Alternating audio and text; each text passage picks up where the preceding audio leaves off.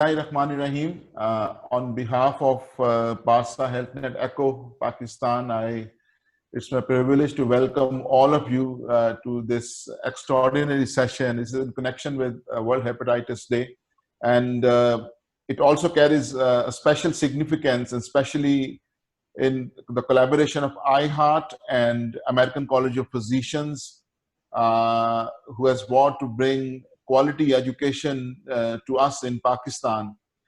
And this activity, this is the second of the series. It is endorsed by the American College of Physicians and iHeart, who's represented by Professor Adeel, but has been instrumental in bringing this high quality education programs in Pakistan. I'm extremely delighted and feel honored of the presence of two worthy speakers today. Dr. Daud Gilzai will be introducing them, but to me it's a great day for ECHO Pakistan. We have CEO and founder of ECHO, Professor Sanjeev Arora, with us, and he will be talking to us very soon. So without wasting any more time, just to tell you, this program has been done in collaboration with Pakistan Society of Hepatology, Balochistan chapter, whose Vice President, Dr. Daud Gilzai, is here, and I'll be handing over the mic to him soon. So he will be introducing our honorable panelists, and then he will be inviting the speakers for today's talk. So over to you, Daud. You can.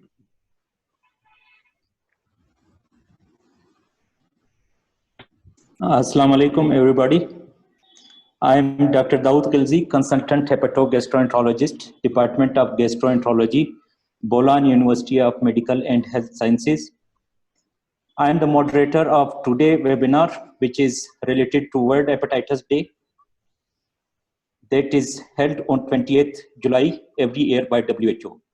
It is one of the 7th World Health Day celebrated by WHO every year. 20th July is the birthday of Dr. Bloomberg, who discovered hepatitis B in 1967, and after 2 years hepatitis, he also developed hepatitis B vaccine, and he received a Nobel Prize for these achievements. So at the World Hepatitis Day, it is required to decrease global mortality due to hepatitis by 2030 from 1.5 million at 2005 to less than 1.5 million. And it could be achieved by eliminating hepatitis B and C, either by prevention or by cure. Today, we are lucky enough to have with us two world-renowned faculties who will be talking on different aspects of viral hepatitis. The chairman for today's webinar is Professor Syed Hasnain Ali Shah, who is Professor of Gastroenterology at Aga Khan University, Karachi, Executive Medical Director at Mityari Health Services, Mityari Sindh. He is overseas regional advisor to the Royal College of Physicians, Edinburgh, and he is past president of Pakistan Society of Hepatology and also a former chief of gastroenterology section at Aga Khan University Hospital, Karachi. The panelists for today's webinar, we have three panelists, respected panelists. One is Dr. Mozamuddin, who is consultant gastroenterologist, hepatologist at Sandeman Provincial Hospital, Quetta, and he is president of Pakistan Society of Hepatology. Our next panelist is Professor Dr. Sharma Khan Mandokhel. He is FCPS in gastroenterology and FCPS in medicine. He is head of Department of Gastroenterology, Bolan University of Medical and Health Sciences, Quetta.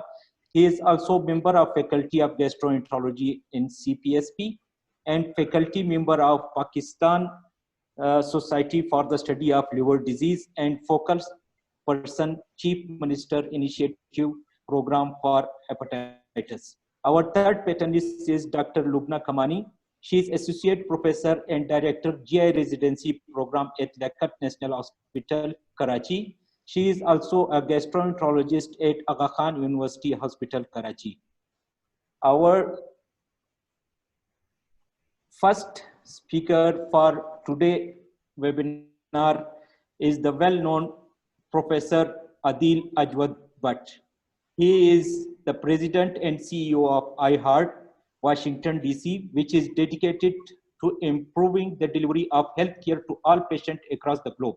He is also Professor of Medicine and Professor of Population Health Sciences at Weill Cornell Medical College, New York and Qatar.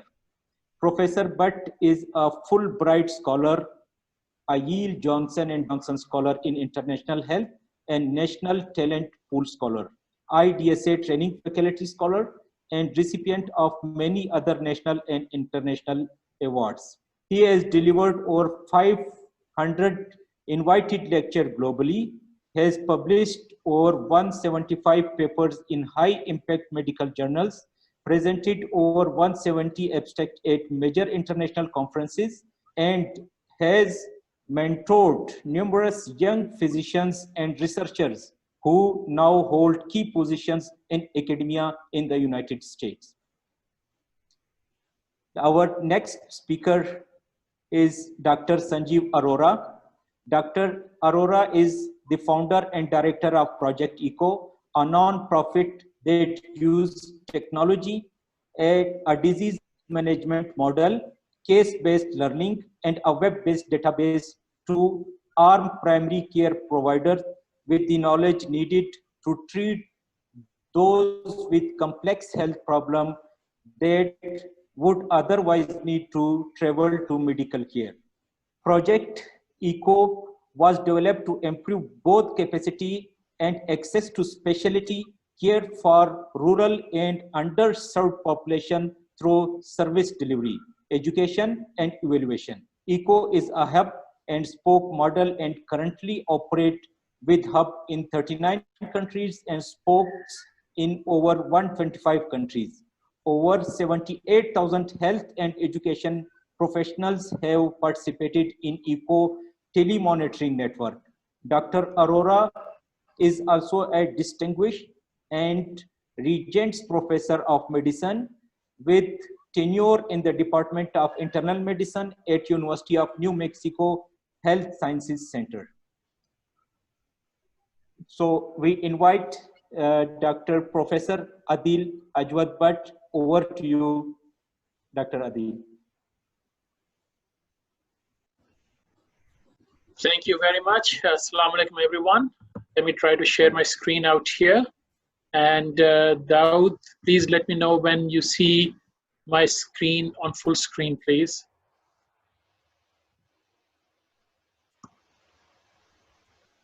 Sir, I see your screen, but it's not full screen. So it's full screen. It's full screen now. Okay. So first of all, I would like to thank all the participants who have joined today, despite a very hectic schedule these days in Pakistan. And I also see some participants from India and Bangladesh. So we really welcome them. It's truly getting the message out there that these programs are really worth attending. It's also very heartening to see so many attendees today, because I do understand and know that there are many webinars happening every day. In fact, on some days, there are 2 or 3 webinars back to back. And the fact that so many people are attending is a testament to the hunger that you have for learning and sharing your knowledge with us as well. So today's webinar is endorsed by the American College of Physicians. American College of Physicians was established in 1915 with 163,000 members in countries across the globe. They are a diverse global community of internists and internal medicine subspecialists, residents and fellows in training and medical students.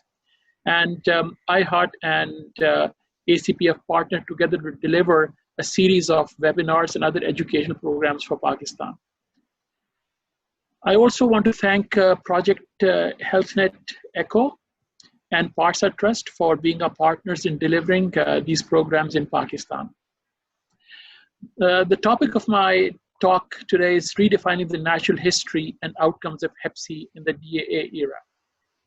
And before I move forward, I do not have any disclosures related to the current talk, although my research has been funded by various governmental and non-governmental organizations over the years. And what I will do today in the next 20 to 25 minutes or so is tell you a story about hepatitis C as it has evolved and progressed in the last 10 to 20 years or so, but particularly focusing on the last 5 to 7 years when DAAs, or directly acting antiviral agents, became more common and have been used across the globe. I will do this through the lens of archives, which stands for Electronically Retrieved Cohort of Hep C Infected Veterans, which is one of the world's largest database of Hep C infected persons and uninfected controls. It was created by myself and my team as a part of my Career Development Award nearly 20 years ago, and we will talk about its creation and the impact it has had on Hep C knowledge generation over the years. And through that lens, we will talk about how does Hep C progress in terms of liver fibrosis, and do direct acting antiviral agents affect survival when given to patients with Hep C, and also talk about the effect of DAAs on extrahepatic complications, because that is becoming more and more important nowadays. We will finish it off with some post-marketing safety and surveillance data that we've gathered together, and this also will highlight the importance of databases like archives in answering key clinical questions that you may face in your daily practice. But let me set up the stage by sharing a patient consultation with you. This is a typical patient who might walk into your office or your clinic. And this is a person who is newly diagnosed with hepatitis C and has had all the workup already done. Now, when this person comes to see you, he or she would have many questions about his or her disease. These questions would include, do I need treatment? What are the treatment options? And if there are more than one, which one is the best option for me? What are my chances of improvement? And even more importantly, can this disease be cured? What are the benefits and harms of this treatment if I elect to take that?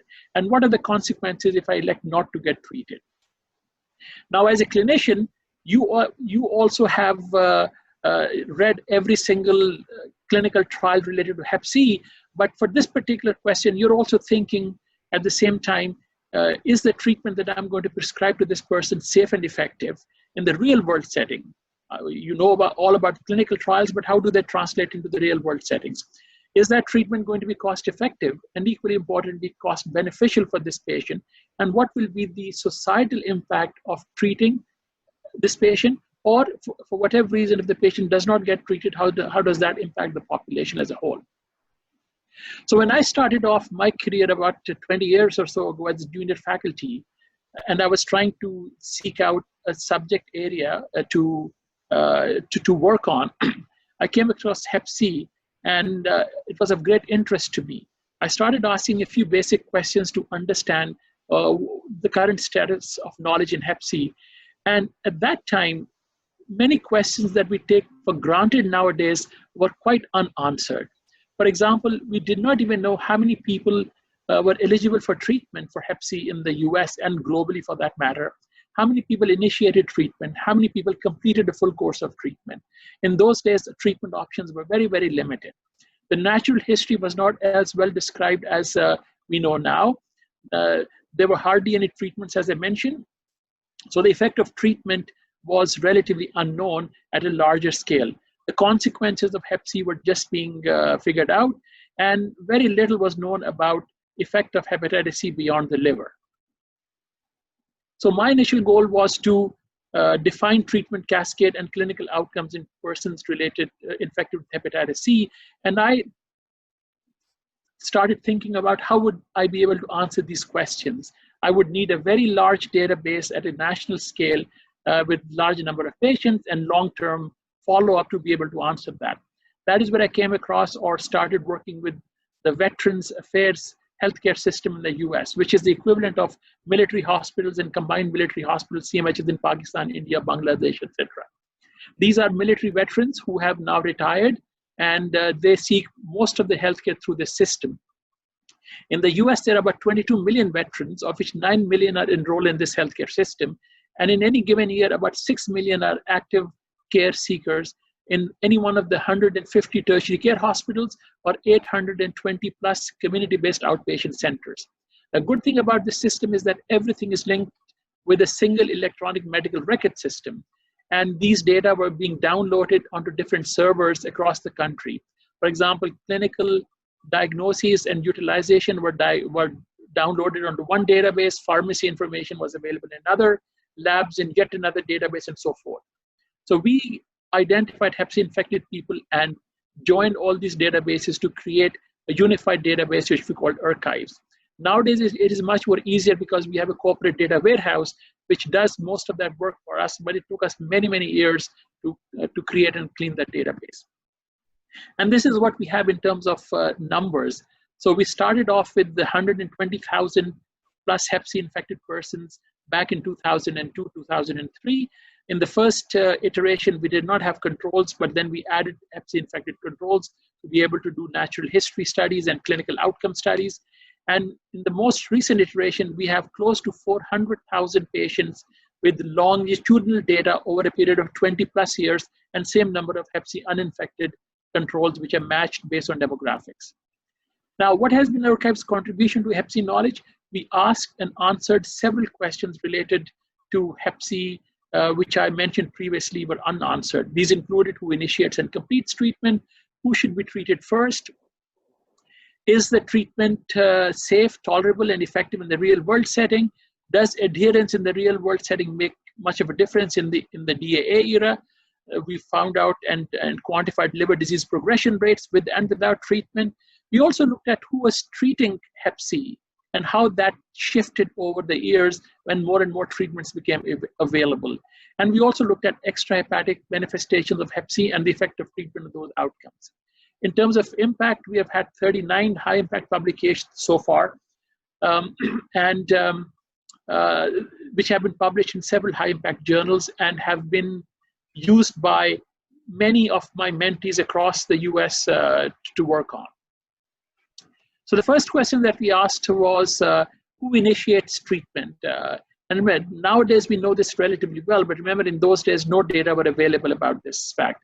So in the pre-DAA era, when we only had regular standard interferon and ribavirin, we found out that only 11.8% of Hep C infected people were ever initiated on treatment.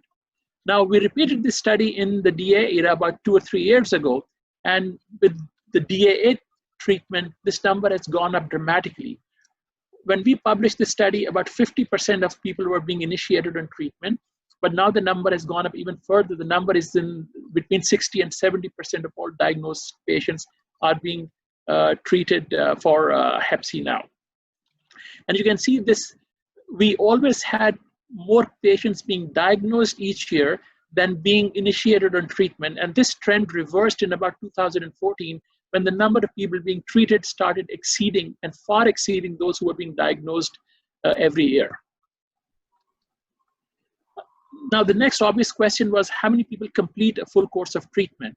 And in the pre-DAA era, when we only had interferon and ribavirin, one of the more important factors were experience of the provider in treating Hep C. So we looked at centers or hospitals where more than 200 people were being treated by a group of providers, and 200 seemed to be the cutoff number. If the number of patients being seen in that practice or hospital were less than 200, the treatment completion rate was about 20% or so. But if the number exceeded 200 for any given hospital, the number doubled to about close to 40% or so. Now, in the DAA era, this number has gone up dramatically, and now about 90% of the patients complete a full course of treatment. And this is very important in terms of health policy, as well as in trying to understand and achieve the WHO goals of a hepatitis-free world. Because we need to bring people into care and start them in treatment to be able to cure hepatitis C and eradicate it from the world. Now, the next question that we wanted to ask and answered was, are DAA regimens effective in the real world? We had looked at that question in the pre-DAA era, but since we're talking more about the current era, we looked at several regimens and in several different settings. We looked at people who were treatment naive and patients who were treatment experienced, those with cirrhosis and those without cirrhosis. With the newer treatment, interferon-free regimens, it turned out that almost any regimen that you pick and almost any setting or set of patients that you look at, the treatment SVR rates were about 95 to 100% or so. So in other words, even in the real world, most people were getting, achieving sustained virologic response, which is equated to cure. Now, one of the issues that we had in the pre-DAA or the interferon era was there was a big mismatch between what we saw in clinical trials in terms of attainment of SVR versus what we saw in the real world.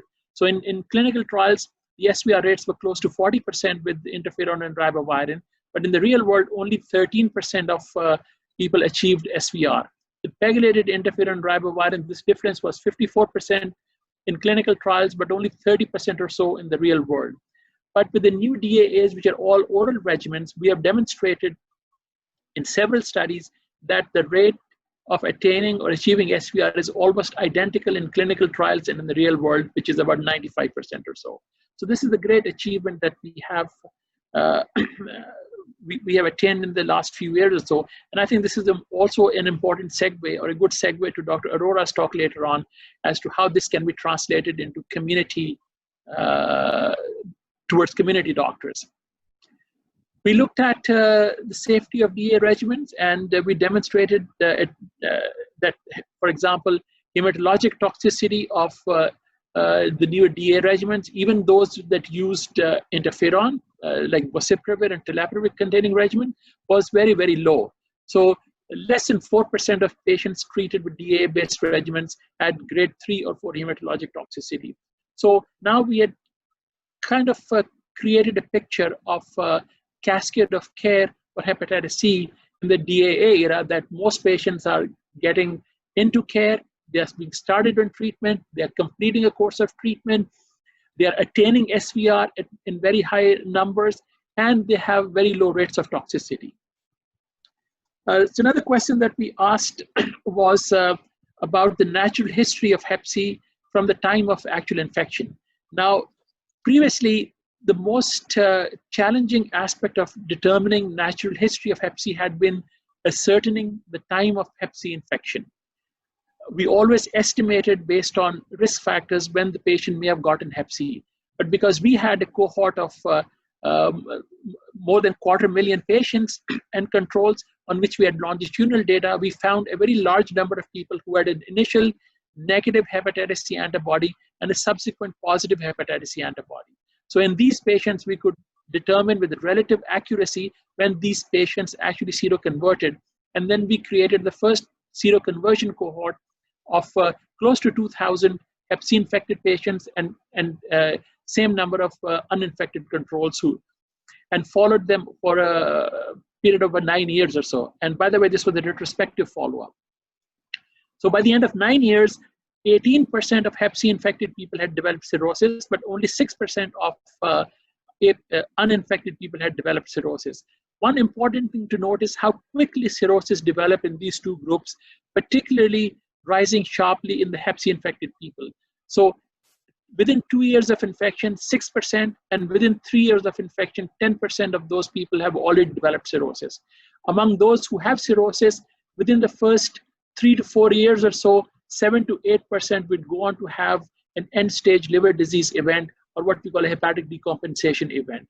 And by the end of year 9, almost 10% of hep C infected people with cirrhosis have developed a hepatic decompensation event. Time to cirrhosis was significantly shorter in those with hep C, which was quite understandable.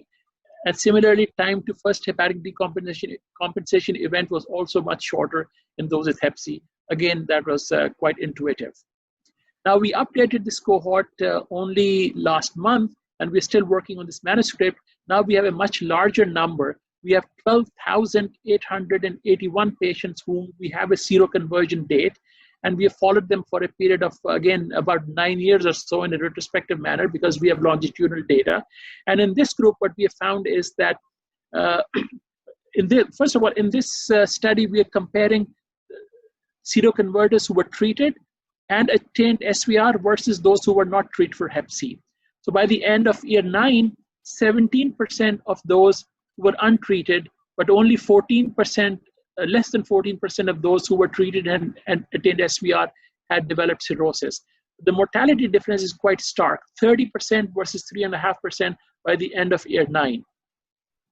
Hepatic decompensation events were relatively uncommon, but still a major difference between those who were treated and at SVR versus who were untreated. Hepatocellular carcinoma, on the other hand, is extremely rare. We only found a few cases, a handful of cases of hepatocellular carcinoma in the 12 or 13,000 patients that were followed up for about 9 years or so. Now, does treatment improve overall survival? And we first showed a survival benefit more than 12 years ago using interferon-based regimens. And we showed that no matter, even if when the patients did not complete a full course of treatment, there was a survival benefit compared with those who were untreated. So in other words, there was some inherent effect of interferon and ribavirin, regardless of virologic control, that was improving their survival rates. We replicated the study or redid the study in the DAA era, and we looked at people with cirrhosis, without cirrhosis, and various regimens over a period of time. And again, we saw that compared to those who were not treated and who had cirrhosis, those were the ones who had the worst survival.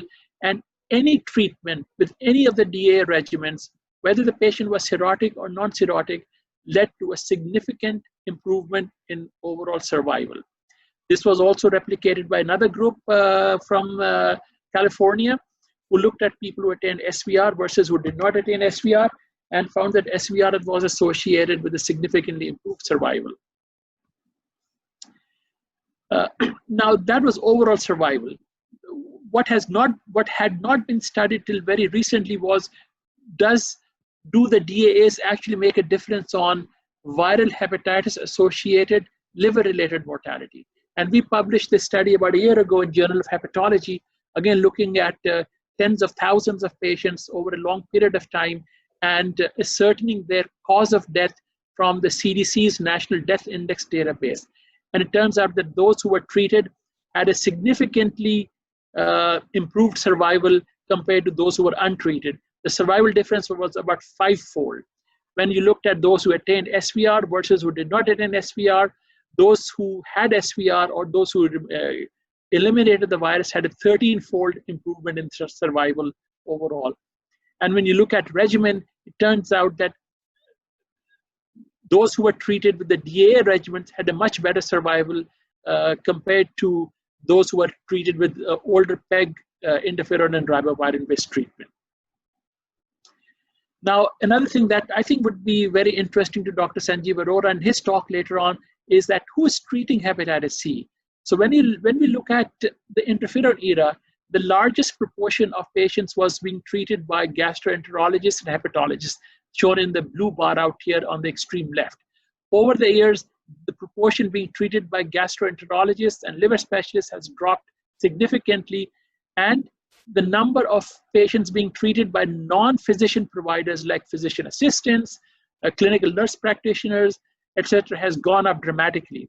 All other types of providers have remained relatively stable in terms of proportion, but this is very important in what Dr. Arora calls democratization of Hep C treatment, meaning everyone can treat hepatitis C given the basic knowledge and training of medicine.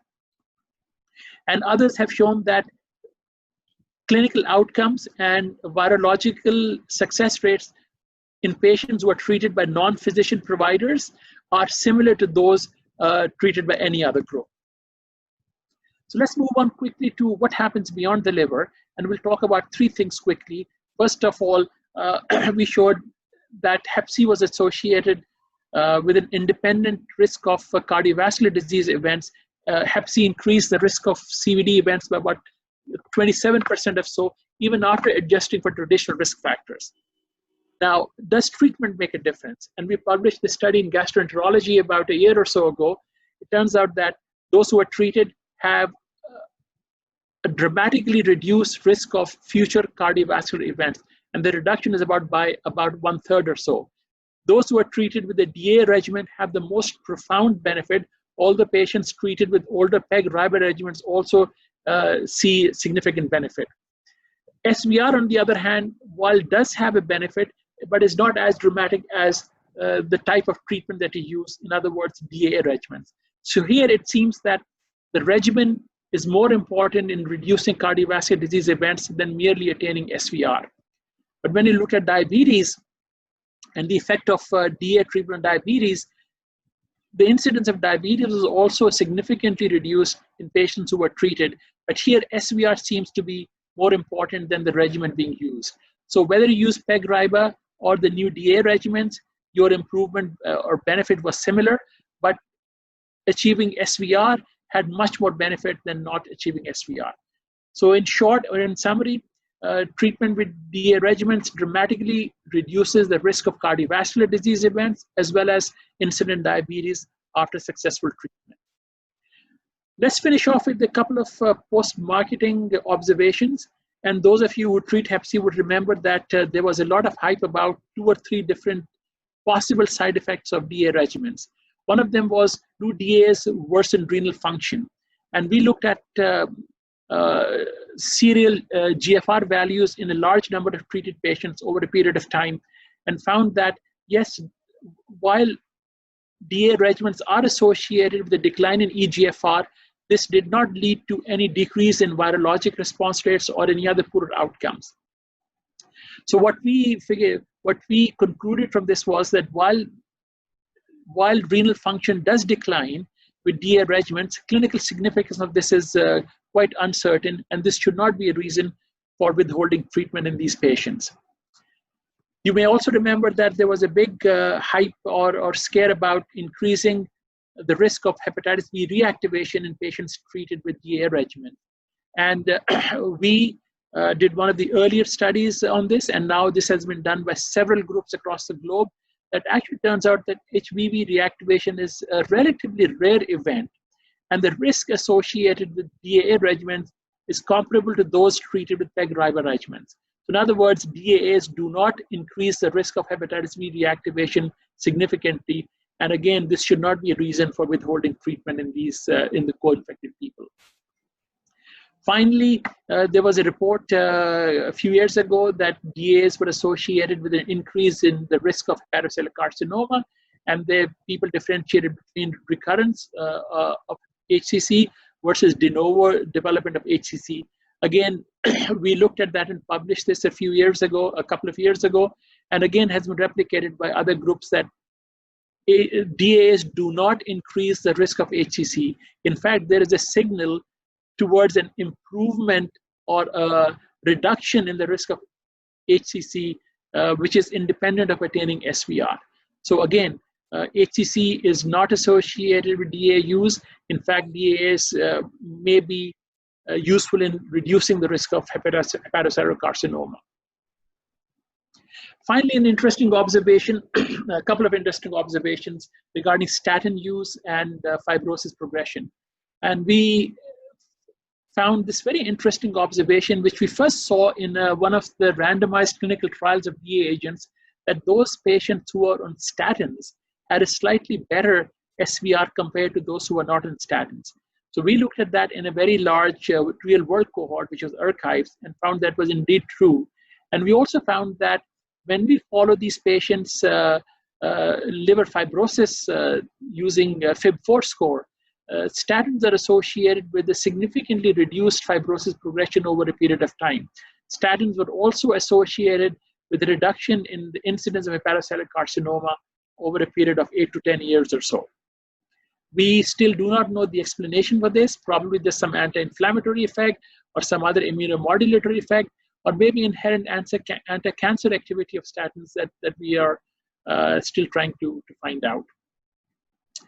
We also incidentally found that proton pump inhibitors, PPIs, are associated with a dose-dependent risk of progression of liver disease to cirrhosis and to hepatic decompensation and hepatocellular carcinoma.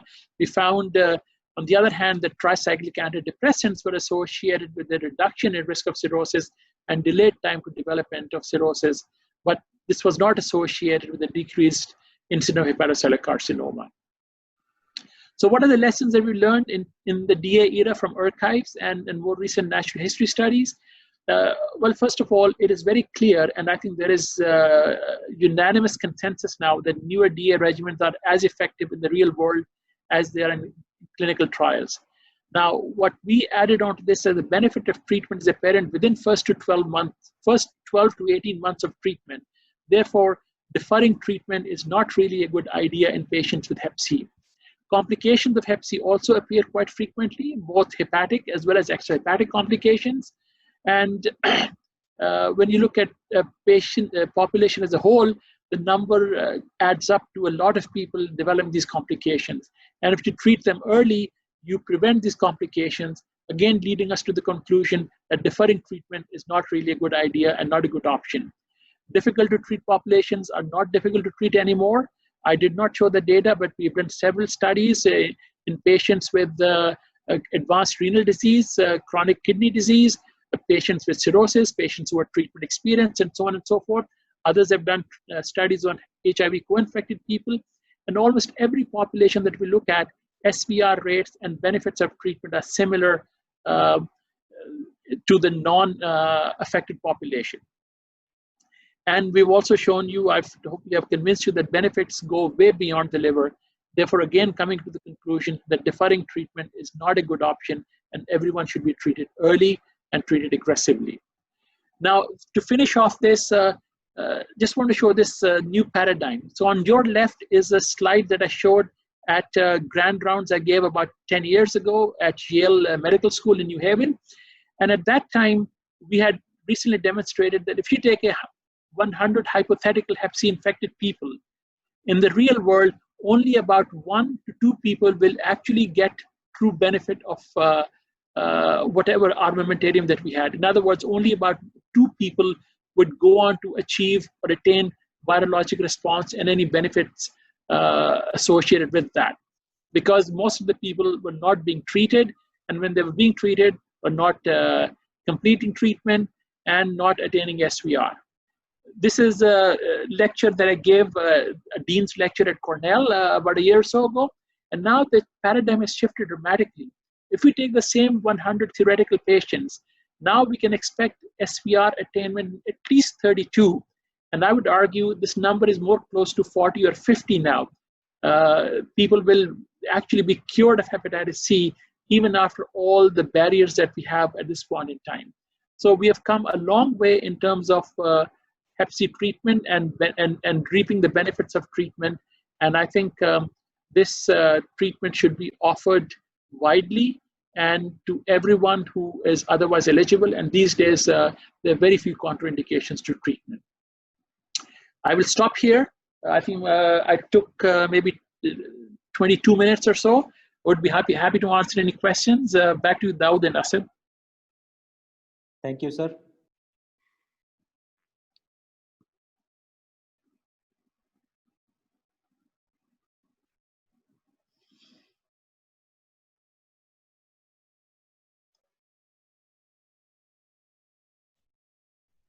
Ali Shah for his comments. Dr. Hasnan, if you can unmute yourself. Dr. Hasnan Shah is from Aga Khan University. Yes, sir. Please go ahead. Thank you very much, Dr. Asad Chaudhry, and Assalamu alaikum, everybody. It's been a pleasure listening to world's 2 experts. And both of them have brought up very pertinent questions and highlighted the achievements of the ECO program as well. Professor Butt had highlighted the evolution of hepatitis C disease, and I can recall when I was a young boy or a young clinician, when we did not even have the test for hepatitis C diagnosis, and it used to be non-A, non-B hepatitis. We didn't have the polymerase chain reaction for hepatitis C virus to look for the virus in the blood, but then things have evolved. And then Professor Butt highlighted the pre-DAA era and the achievements in the DAA era. as Professor Arora's talk about who, I've always wondered, I mean, eco program under the auspices of Professor Chaudhary, Dr. Zishan Ali in Karachi has gone a long way in achieving many goals. But the question which I ask myself often, because I treat patients in the interior of in the rural setting, in the district of Matiari and the adjoining areas, that we still, I feel, still got a long way to go as far as the non-GI physicians or the non-MD personnel like nurse practitioners were to be involved in the evaluation and treatment of hepatitis C. But given the resource constraints, if we can do that, it will be a very big achievement if we can train and teach them. But still, in these areas, in a country like Pakistan, we've got a long way to go. That's what I feel. And but certainly, there's a lot of dedication, commitment required in on the part of the treating physicians and the non-physician community. And as Dr. Arora repeatedly highlighted, it's like giving a zakat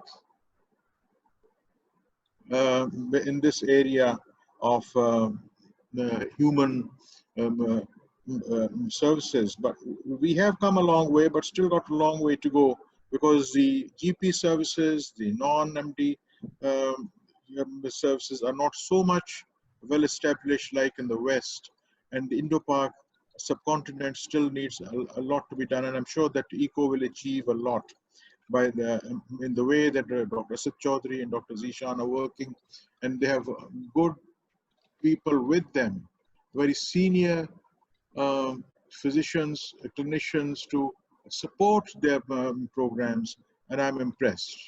Thank you very much. You know, I have to leave. I will now go over to Dr. Lubna Kamani for her comments about hepatitis and where are we, especially in reference to Sindh. Then we have Dr. Sharma Khan and Dr. Mazmuddin at the end.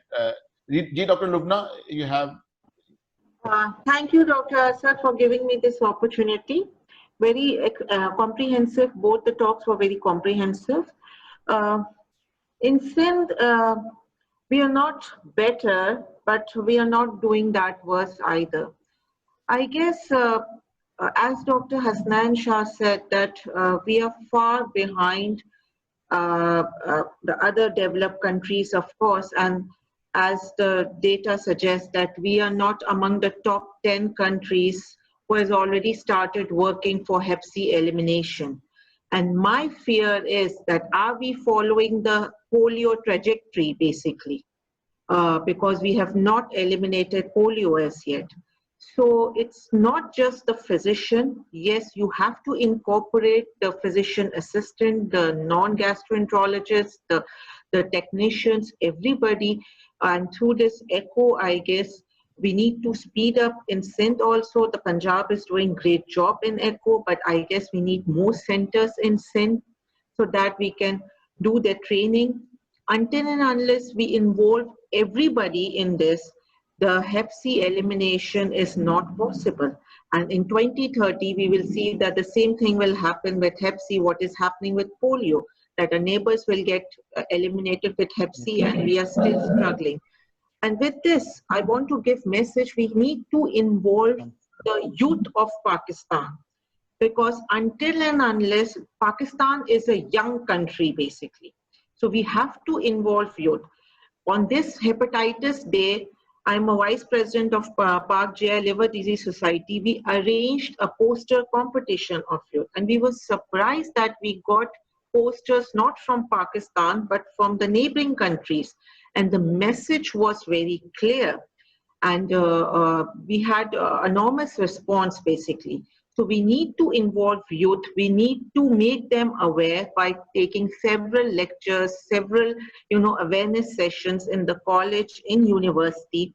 And one way, I always say that one way of doing mass screening is that if we are started doing hepatitis C and hepatitis B testing, when we make our ID cards at the age of 18, This is one way of doing mass screening in Pakistan and then to vaccinate or to link to care.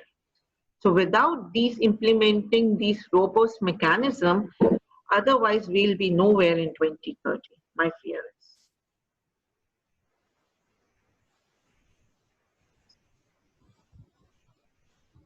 Doctor, we can't hear you. Muted.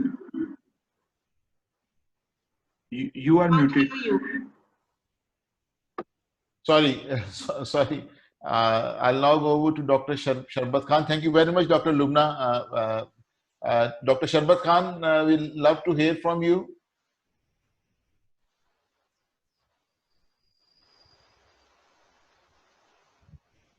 Dr. Sharbat Khan, can you please unmute yourself?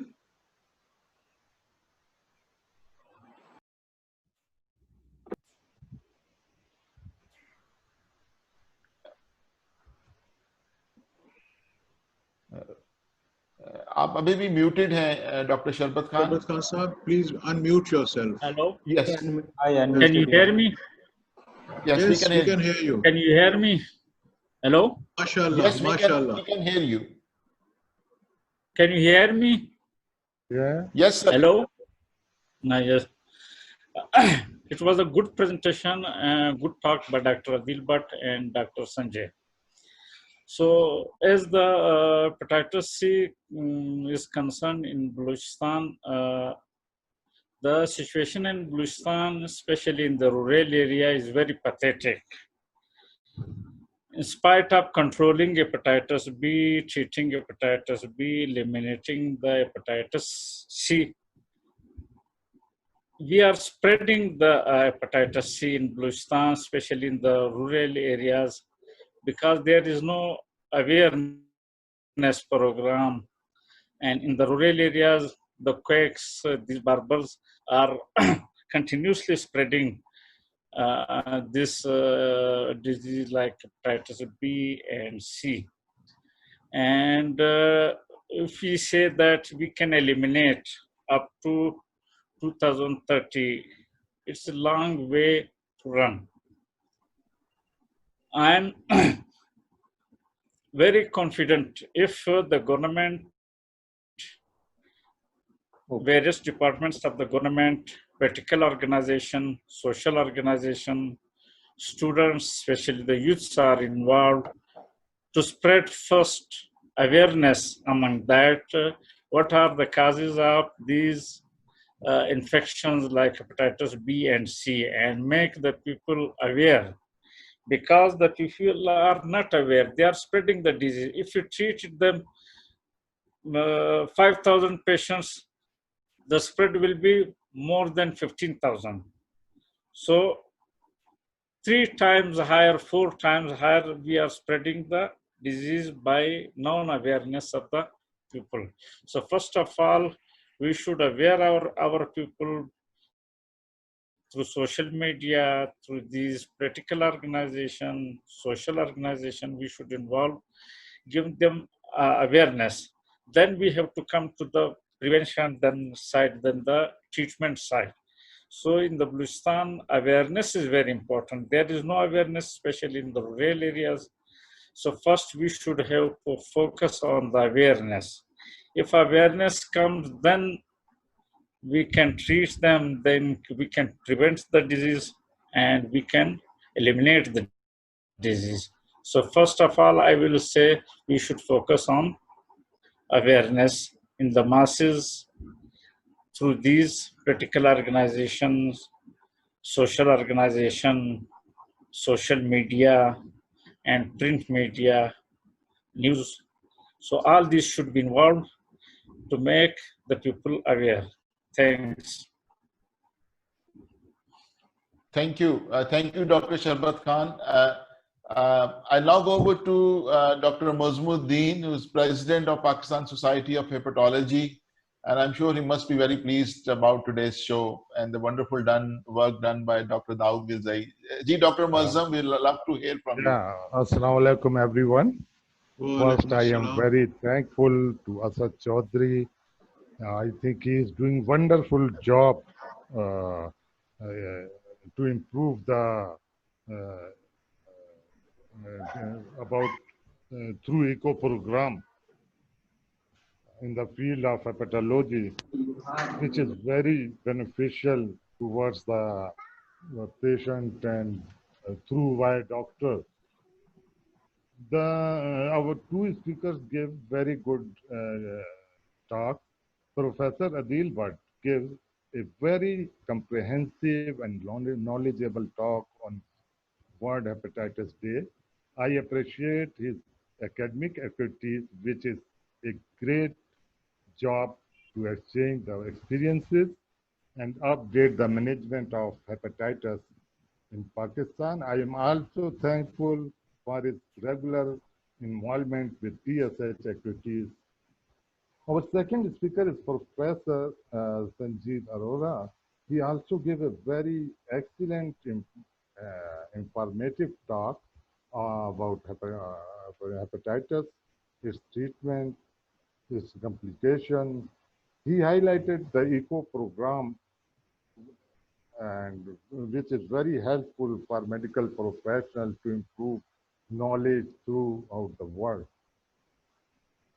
And I think if we want to eradicate the hepatitis from Pakistan, as the WHO program 2030, then answer is definitely yes.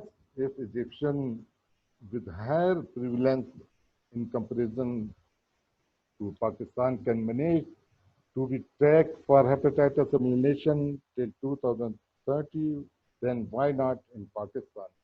But we already give some recommendation to government as well as print media and others. It needs a very, its elimination needs a very strong and political commitment, support from civil societies, and support from pharmaceutical companies and medical companies around the globe. And I think we need one universal screening implemented prerequisite for school exit, college admission, arrival, and CINC. However, this screening should be offered free at the government point of care. Screening is only mean to find out missing millions. Provincial and local governments should play their roles effectively and must work in close liaison with hepatitis elimination. Public awareness about hepatitis and its complications throughout print media and social media. The government must play its role effectively and timely. As estimated, 25 million people would need to screen every year to diagnose 0.9 million, 9 lakhs hepatitis C virus infection, and 7.7 million patients would need treatment per year to eliminate HCV infection in Pakistan till 2030. The treatment of cost of DDAs in Pakistan is less than $60, but investigation cost is very high and it should be minimized. Financial support is mandatory by the government for screening, workup, and management of hepatitis patients. And I think this is a teamwork and which can help us to eliminate from Pakistan hepatitis till 2030. I'm very thankful Dr. Dawood who arranged this program, and I am also thankful to Dr. Asad Chaudhary and all of you. Thank you very much. Thank you. Thank you very much. So we will take only one question, and I'll go to Dr. Javed Iqbal Farooqi. So he's present, so we'll take full benefit of him. Dr. Javed, is a question about how to treat children 13 years of age with DAA. A quick answer. You have loads of experience on that. Please. Thank you, Dr. Asad. Once I congratulate you on holding such an excellent climax program of the World Hepatitis Day. Thanks to Adeel and everyone. Well, and Professor Arora, the children, you see, when the DA started, it below 18 years, it was not recommended. Then in about 12 years, the first drug which was advocated was the Harmony. But now the DAs on weight-based can be, they are safe from that. Even we have treated patients less than 12 years of age, provided the indication is very strong. And number two, the close monitoring, at times it becomes the off-label with informed consent. But I think the age, that age is not the the real contraindication for that. It has to be the patient and doctor's close monitoring a relationship. Thank you very much. In the very last, I will take our course director, Professor Altaf Saab. But before that, just to let you know, all of you can be part of ECHO movement. And Dr. Lubna Khan was mentioning, just send me your email. You can set up your own hub. And fortunately, there are a couple of online immersion training coming up. That means you don't have to go to America. So, you can join online and then you can have a hub status and run your own ECHO. So if you can just send me your email, you can text me. So I'll link you to the ECHO Institute. And I think there's one in mid-August that will be coming. And the time is also kind. It's East African time. I think it will be from afternoon till 9 or 10. So you can just set up, and we are here as a PARSA HealthNet ECHO to support you in every capacity. So in the last, I'll go to Professor Altaf Alam and then over to you, Uzair. Thank you very much from my side, everybody. Ji Altaf Saab. Thank you very much, Asad. Nothing gives me more pleasure as course director of PARSA HealthNet ECHO to have wonderful speakers, a very experienced and expert panel from all over Pakistan, and interested attendees not only from Pakistan but from many countries, as I could see their names. So thank you very much, everyone, the speakers, the panelists, the chairperson, and especially the moderator who did a wonderful job for arranging this program from Quetta platform. Thank you very much for attending. It was a pleasure myself for attending this. Thank you very much. Thank you, sir. Thank you very much, Thank you. everybody, for joining. Till next time, Allah Hafiz. Thank you. Thank you.